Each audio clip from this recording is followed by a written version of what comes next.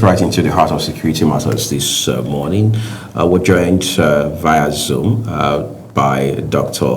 Ahmed Yahuza to help us find sense in exactly what is happening in the Northeast, particularly Maiduguri at this point in time, given the strikes that we're seeing and efforts by the military. And for the record, Dr. Yahuza is a security and intelligence expert. Thank you so very much for joining us on the program this morning. Good morning, viewers. Thank you for having me. Attacks in Borno again have renewed calls for government to do more. Not really is new about these calls, but then what exactly makes this different? Because whether you like it or not, you're looking at casualty numbers. You're looking at, well, the terrorists that have also been neutralized by the military at this point in time. Share your thoughts with us regarding these developments.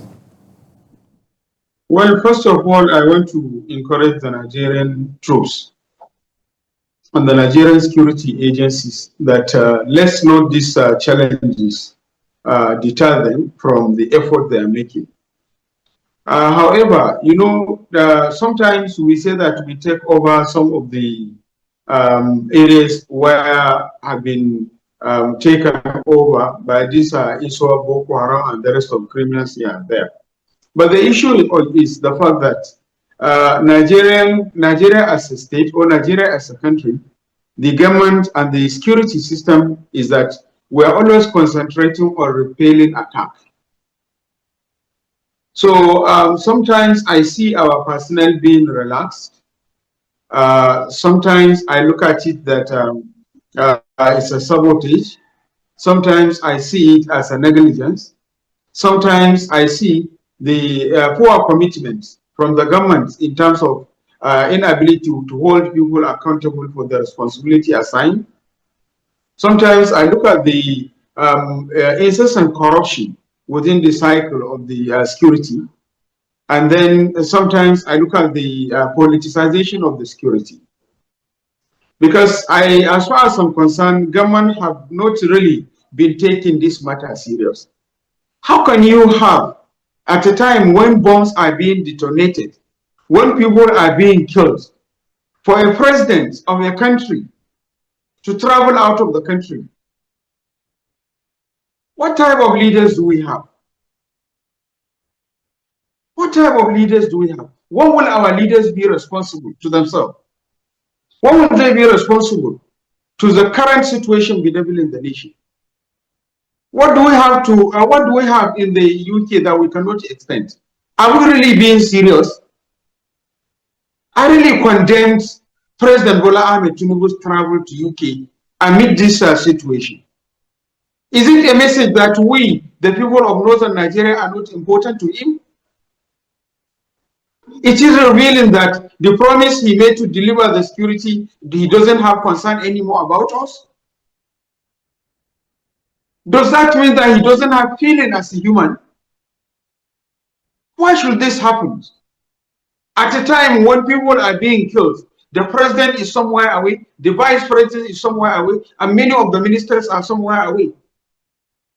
Is it political concern that we need only to send a statement? Does the statement make any sense? Yes, of course. Like I said earlier, our troops are really doing their best. I have been to these places, especially in the areas of the most terrible areas of Borno recently. In the last couple of 5-6 weeks back, I was in Banki, I was in Bama, I was in Kwanduga, I was in Michika, I was in Maya, I was in Madagali, I was in Ngala, I was in many parts of Borno state and many parts of Yobe state and many parts of other northeastern part of the country where all these challenges are. I was there practically, and I have seen the efforts, the commitment, the determination of our troops. But how serious will the troops be encouraged at a time when this situation will happen and the president flown out of the country? I'm really saddened. And I condemn in totality the travel of Mr. President. Nigeria is our country, and we cannot keep quiet. It's our country. He is our leader. We must remind him that you have made a commitment that you are going to provide security for life and property as part of your campaign activities. Yahuza, So we what condemn in does it say totality on the the response president's from the government. statements on the service chiefs? That's all the service chiefs redeployed to Maiduguri. Don't you think it's a step in trying to curb this menace of insecurity in Nigeria, despite the fact that he's in the United Kingdom? Let me cut you there, please. We don't need the service chief to be relocated. That is a wrong decision. It has happened during President Musa Yar'Adua. It has happened during Goodluck Ebele Jonathan. It has happened many times during Buhari administration. Even during his administration, there was a time the minister and the chief of defense staff relocated to Sokoto. What impact does it make? So it doesn't have any addition. It doesn't have any addition if the service chiefs are relocated. Let you relocate all the troops to Borno. If you cannot handle accountability issue, if you cannot handle corruption, if you cannot fix the judicial imbalances, the judicial mess, if you cannot attend to the issues of complicity, if you cannot address the negligence, if you cannot address the compromise, if you cannot address the complicity, if you cannot address the issues of mismanagement of resources in the name of security, you will never get results. It is not all about why can't the service chiefs and the ministers whosoever stay in their offices and give command, like he gave the press statement from the UK. It doesn't make sense. It's condemnable act, and we condemn it. Nigeria is our country. President Bola Ahmed Tinubu, you are our leader. You are not just an ordinary person. You are our leader.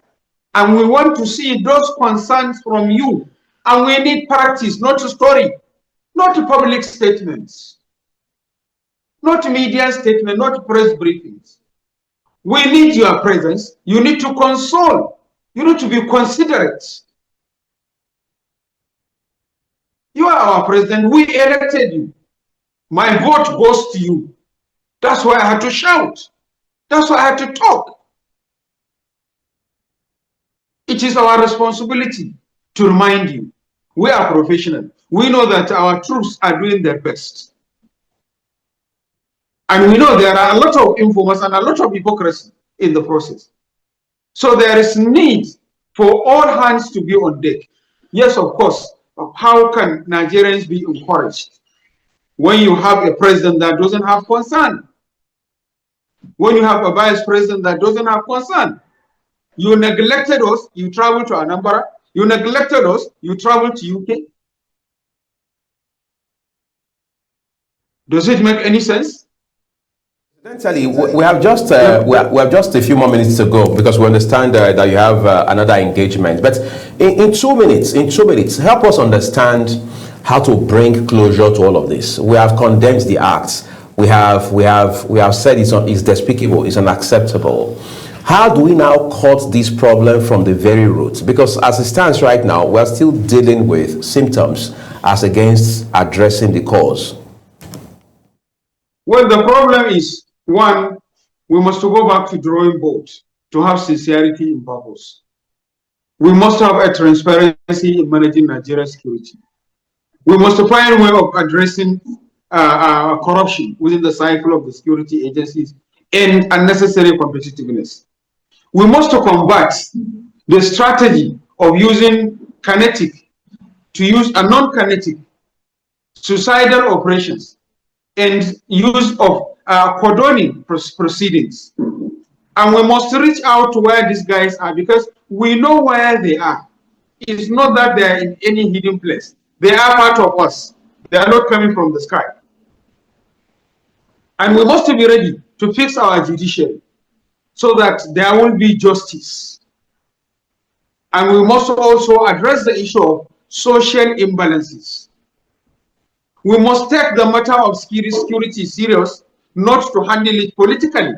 Because as far as I'm concerned, Nigerian government under President Bola Ahmed Tinubu is managing the security challenges in Nigeria politically. We are tired of the body language. We need action.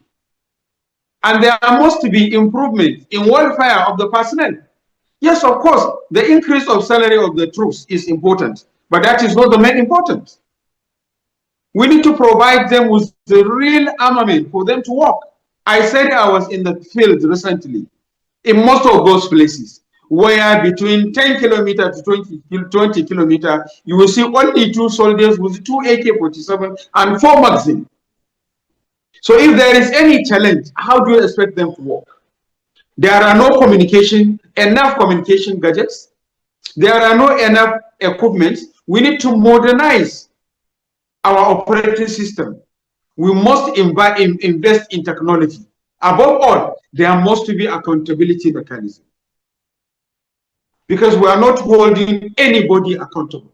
If at all we are holding those who are being assigned the responsibility accountable, and we are not politicizing it, and we are addressing the corruption squarely, and we attend to issues of unnecessary competitiveness among the sister agencies, we could have made the insecurity challenges in Nigeria at least successful by 55% or 60% or 70%.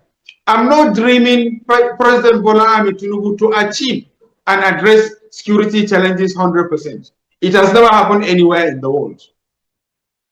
But at least, if at all, there are enough surveillance and modern equipment from far in many places where these bombs are being detonated, it could have been detected long before the arrival of the detonators to the gate of the university teaching hospital and to the market.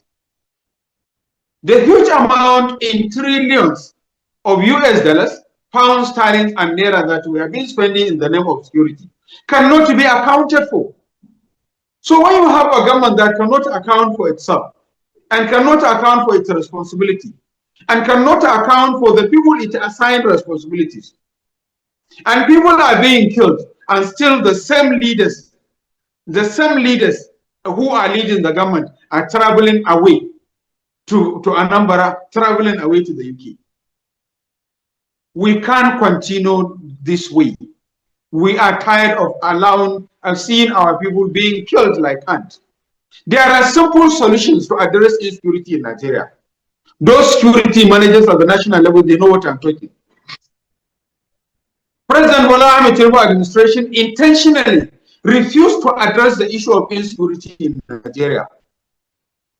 It's an intentional effort. If we really want to be serious, we know what to do. Why can't we account? How can we cannot account for 2% of the money being spent?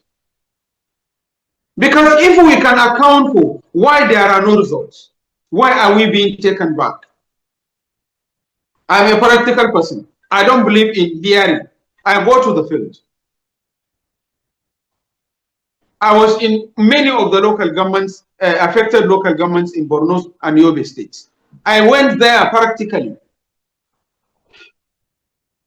I saw the enclaves, and I foresee the places where even the criminals are living. And I have seen the commitments, the dedication, the efforts of our troops on the field. Of course, we don't have enough of them.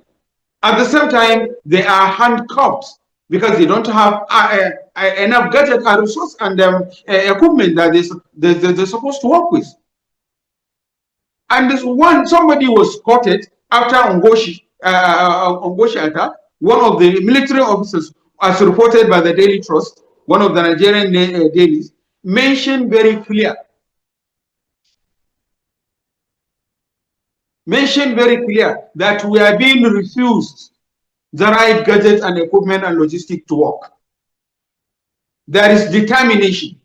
We must commend the efforts of the Minister of Defense, General Christopher Musa, because we are always on him and we are always on the heads of security agencies. But the question is our refusal, intentional refusal to hold people accountable on the responsibility being assigned. We must go back to drawing board and do it right. And I believe The security challenges bedevil the nation is something Nigeria can handle. We said with the presence by partnering or by collaborating with the American soldiers, Nigeria will move forward. Now, as they arrive in Bauchi, Al-Kaleri is on fire. And they're in Al-Kaleri. By their arrival in Borno State, now Borno State is on fire. What is the effort? Then what is the result?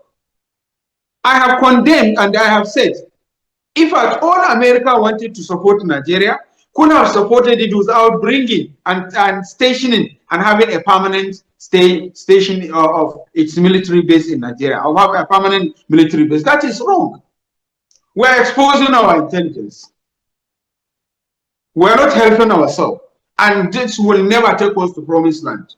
And I believe we must work out from the slumber. Otherwise, more people are going to be killed, more personnel are going to be ambushed, and more bombs are going to be detonated. There must be a strengthening mechanism for civil military engagement. There must be a strengthening mechanism for civil military engagement. Because the civil military engagement is also, to some extent, a little bit poor. This issue of complicity, compromises, corruption, accountability must be taken very serious. I am encouraging President Bola Ahmed Tinubu that it's not that you cannot deliver. We believe you can still deliver.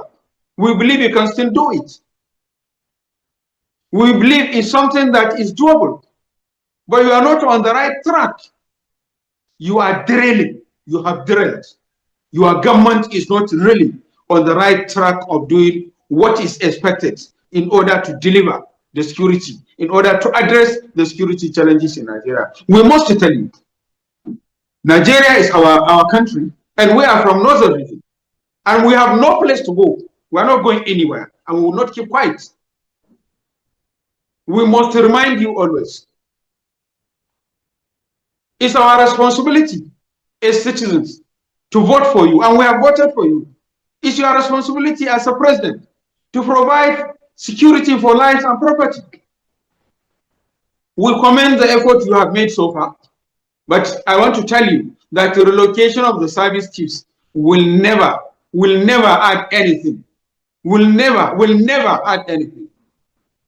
As far as the political will is not there, as far as you are not ready to hold people. So I'm afraid it's the much time we allow us I talk to you on this issue today. Besides, we understand that your second engagement it's on the way now. But I would like to say a big thank you to you for sharing your thoughts with us here on the program today. We appreciate that.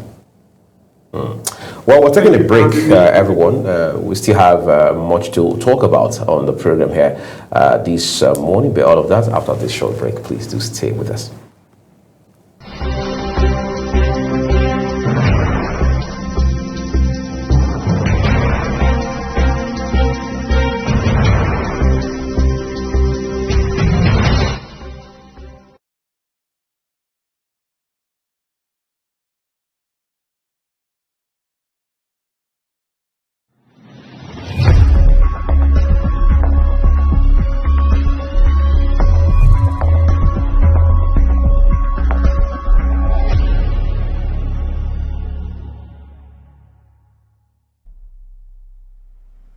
Our language, our vibrant culture and colorful tradition, our industrious and hospitable people.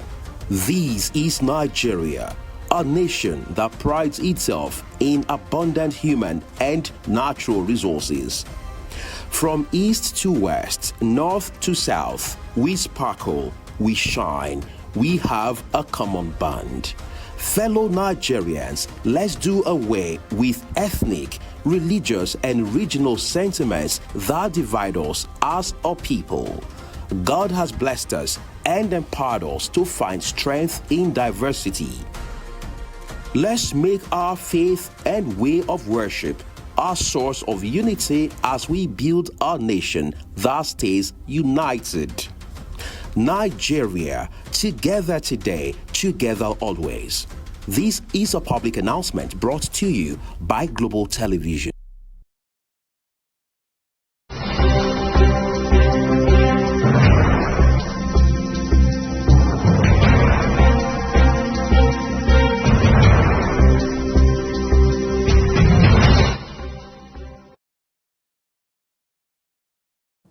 All right, let's turn our attention to one of the big stories in the news today. Juma highlighted that story by way of headline from the Punch newspaper this morning. It says the court finds 10 Filipino sailors vessel $6 million over cocaine trafficking. You know, Juma, every time I see a story like this, the very first thing that crosses my mind is, if we have been able to uncover this, who knows how many more had gone undetected. Exactly. That's the part that strikes terror in my heart, really. It does, and it's just unfortunate that, like we said, these are foreigners, individuals who are not Nigerians, Right. who bring in this deadly narcotics to our dear country, Nigeria. And like, you know, I was telling you, they're in grades. Heroin is bigger than cocaine. Cocaine is bigger than marijuana. And marijuana is bigger than the cigarettes and all of that. And these are all crazy substances. These are all crazy substances, and of course cocaine, the white substance that we know, it's either you sniff or the individuals inject, is deadly. It's deadly, and like I said before, it has destroyed lives, it has destroyed intellectual properties, it has destroyed homes, families, young, the old. It doesn't have any respect for when it comes to that age bracket from the teenage upwards or so. It's just unfortunate that these individuals who are not Nigerians will have the effrontery to bring in this particular substance to Nigeria, knowing that we are trying to curb this menace. And like that is why I said the chairman, NDLEA, General Buba Marwa, retired, is doing an amazing job in trying to nip this particular issue in the bud. It is a cause for concern because it affects our youth, and that is why we see a lot of terrorism, because it's not with clear eyes that you can actually kill defenseless individuals. You have to be on a high, you have to be on something, you have to be on drugs for you to perpetrate that sort of act. So I'm grateful to God first that we were able to find this out in their vessels, and like you said, we do not know how many more vessels or how many more cargoes have actually snuck this particular substance in Nigeria, and they are getting away with it. But there's a new sheriff in town, and by the grace of God, we're going to nip this in the bud, because we cannot allow our youths to go through this sort of act. We cannot allow individuals who have potentials dwindle down and waste their lives on drugs and substances. Not just teenagers. You hear the married. You know, on radio back in the day when I had a program called it was all about drugs and substance abuse, and you hear true life stories. How women who are actually married will tell you, Juma, is just a way of getting by, to juggle up things. People use drugs as a criteria to justify why they take it, but you know, you can do much more better with yourself. And like the psychologist Isami, so rest in peace, will always say it's all in the mind. It's all in the mind, and it's just unfortunate that this is a menace in Nigeria. It's in our country, and by the grace of God, it will be nipped in the bud. We do pray it is nipped in the bud, but you know, the economic element in it is what drives most people. Yes, and the market is big. If you cycle back to with cartels, right across the globe, I mean, practically on the soil of different nations across the world. Yes. You take your mind back to 2016 when, as then was candidate Trump was campaigning towards his first term. Yes. And he would always talk about drugs. Of course, Mexico was readily on his lips. But of course, beyond Mexico, what I took away from it was that Colombia also. Yes, you know, all of those countries around the South America belt, right? So he would always talk about drugs, how that you bring drugs into the U.S., you compromise and undermine border security measures and what have you. Now, one element that stood out for me at that time, and it still does till today, is the fact that countries have known across the world, from America to Asia to Europe, even to Africa, of course, Middle East as well, that look, at best, this thing distress people in the final analysis. Yes, it does. Therefore, what any responsible government must do and continue to do is to ensure that it continually puts measures in place. True. In the case of Trump, he said, look, we won't take it from you. As a matter of fact, we are going to erect a fence. Of course, that fence became a controversial discussion because there was the issue of feasibility. How feasible will it be for you to build a fence? And what will it cost? And then the question of who will pay for it. The president answered real quick and he said, Mexico will pay for it, even though the president of Mexico at the time came out and said, look, I'm paying for nothing. But that said, the point was, I know if I become the president, part of my responsibility is to ensure that the lives of Americans don't get destroyed. And that's what we're also seeing happen in Nigeria now under the leadership of Abubu Mawa, General retired. Now, a gentleman from the NDLEA, a director, was here, and one of the things he did say was that, look, we're not just only trying to deal with the local factors driving it, we're also trying to cut supplies from the international standpoint. Very true. All of those that come from, whether from continental America, from anywhere in the world, we're also trying to do that. And we try to see how we can collaborate with governments, with authorities from across the world to ensure that we have this synergy in such a way that we're not fighting all alone. We're not doing this all by ourselves. One of the things I took out from that conversation was that, Juma, this fight is big. It is. Yeah, it is bigger than we realize. Yes. And that's what I see on Drug Day, World Drug Day, which is a UN day, by the way. I see NDLEA, I see NGOs going to schools to talk to young people, going to talk to youth corpers. I know that this is something we need to get right from the very bottom. Yes. Because as it stands today, for instance, I mean, never in my life have I seen this scale of drug addiction. Never in my life have I seen how that almost every other day, stories about drug peddlers, drug barons who have been arrested. And then what will also really make your head spin is the modus operandi, the way these drugs are concealed. Places where the NDLEA discovers drugs.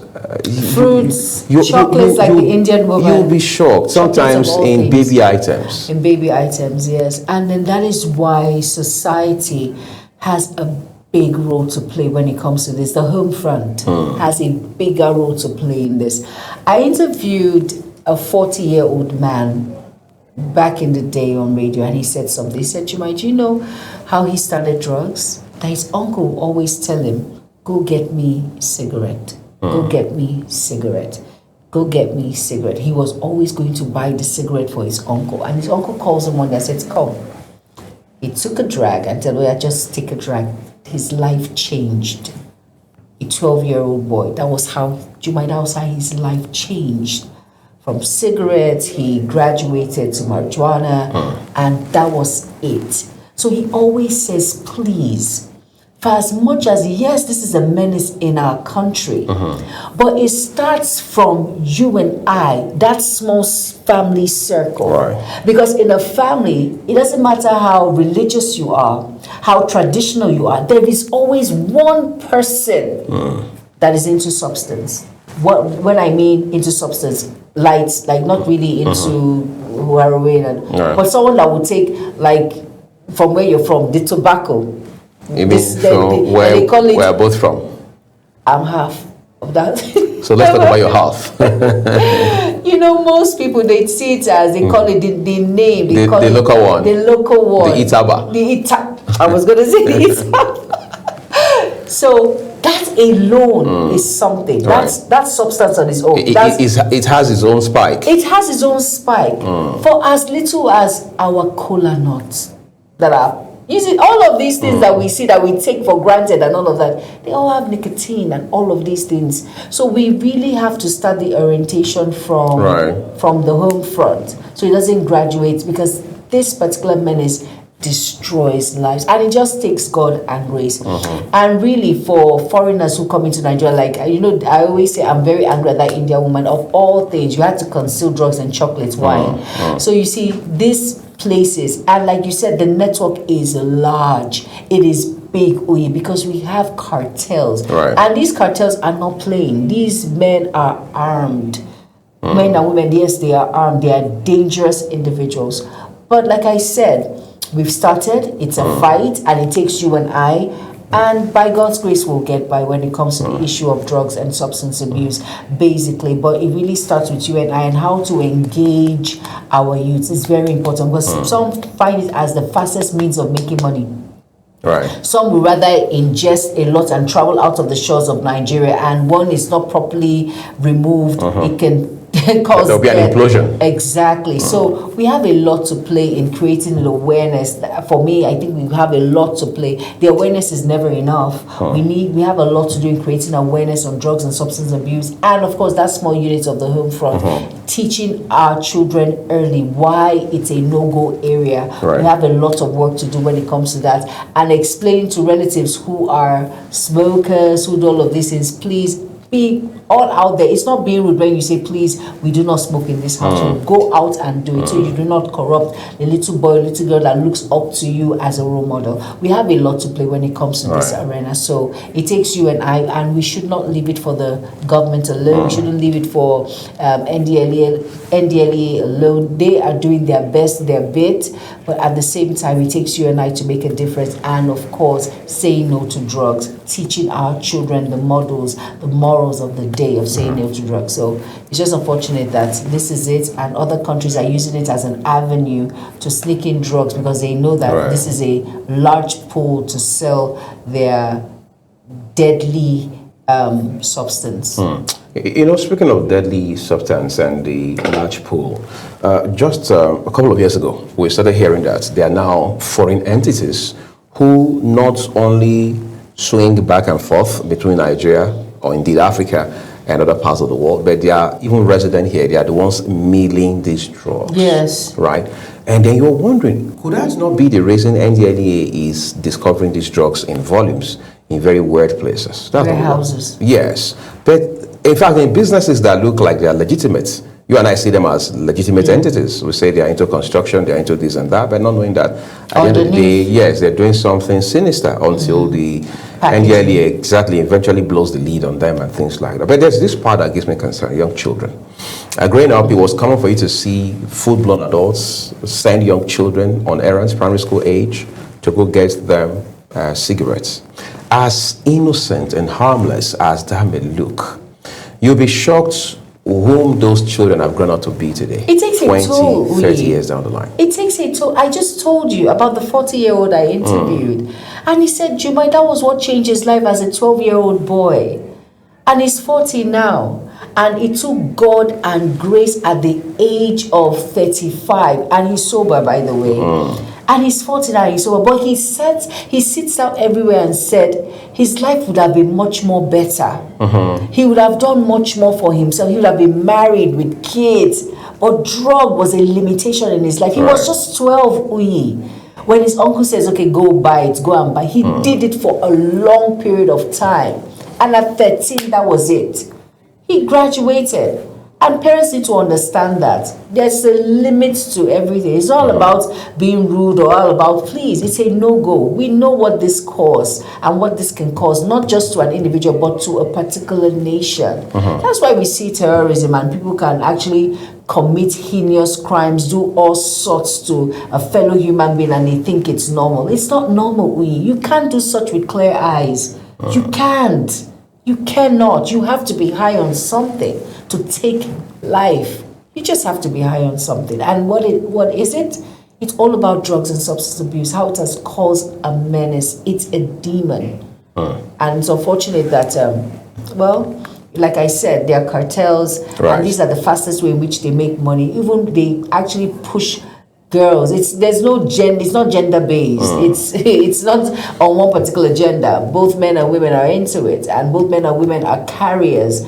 Both men and women are cartel. They are in these cartels, and they know it has caused a lot of issues. Right. You know, it's amazing how that we're having this conversation now, as sobering as it is. It is. We still find parents, especially fathers, who smoke right in their houses, in their homes, in the presence of their children. Yeah. And I don't know what such fathers are thinking, whether they probably feel somehow they'll be able to insulate those children from picking up that habit as they grow older. That doesn't look realistic. It doesn't, but at the same time, that's a very big mistake. Okay, you can get away with it when the child is little, but although it's still detrimental to the child's health because the child inhales all of that tobacco and all of that. You can get away with when. But picking up that habit is the ultimate impact. Exactly, and that is why there's always an age bracket. You know, a child is very, kids, they pick up fast once they very apt.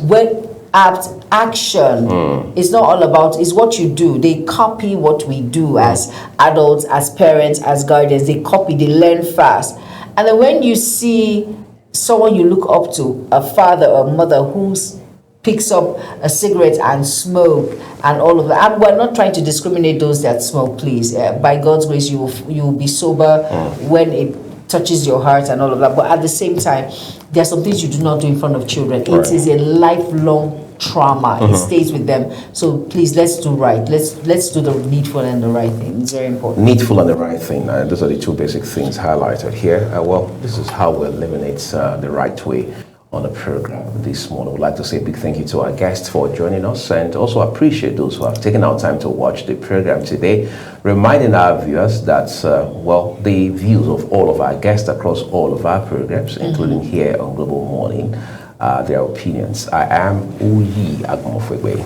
And I am Jumai Manson. Thank you all.